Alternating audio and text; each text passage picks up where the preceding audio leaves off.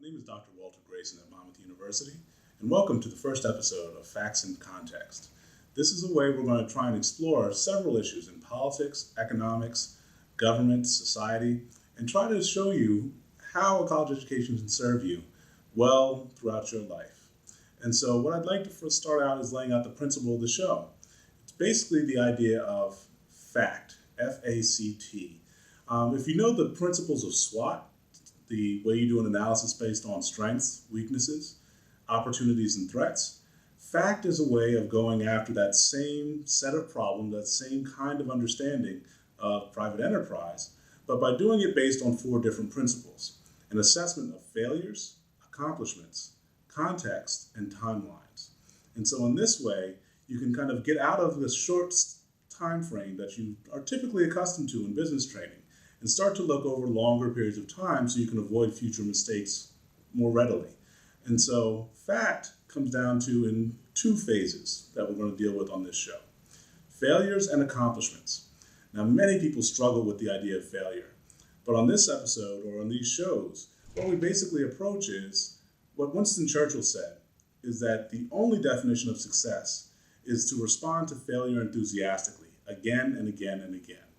Everyone fails, everyone suffers setbacks, but how you come back from them basically determines what kind of accomplishments you can achieve. And so by starting with the analysis of failure, we can then move forward faster to deal with more complex problems and ultimately find even greater success, greater achievement, greater accomplishments. And so these accomplishments, we can measure them in terms of weekly, monthly, quarterly profits. We can measure them in terms of workforce hiring, workforce participation. How do we actually go through retention? There are any numbers of ways we can look at our projects, look at our firms, and figure out how do we actually grow to accomplish more over time. So once you get through those basic two steps, failure and accomplishment, we then go on to talk about context and timeline.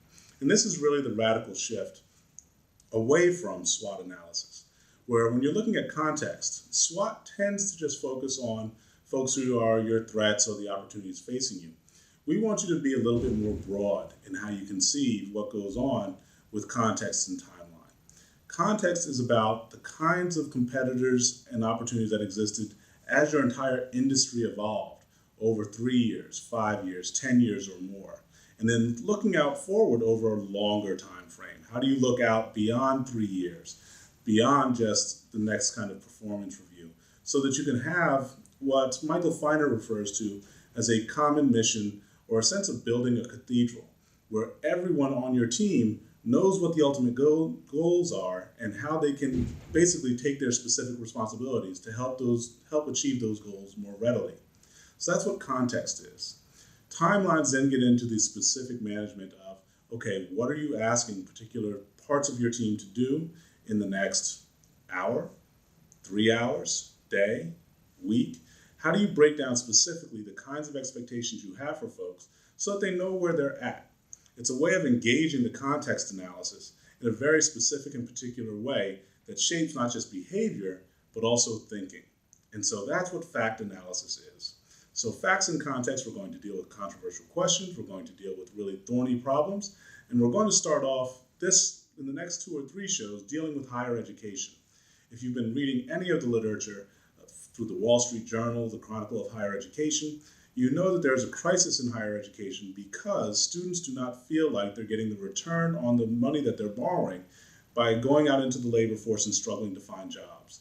So we need to find out and match better what are colleges doing to prepare people to be successful beyond their college years. And then how do they actually know which courses, which professors, which programs are going to serve them best over the course of their life, or at least over the years immediately following their enrollment.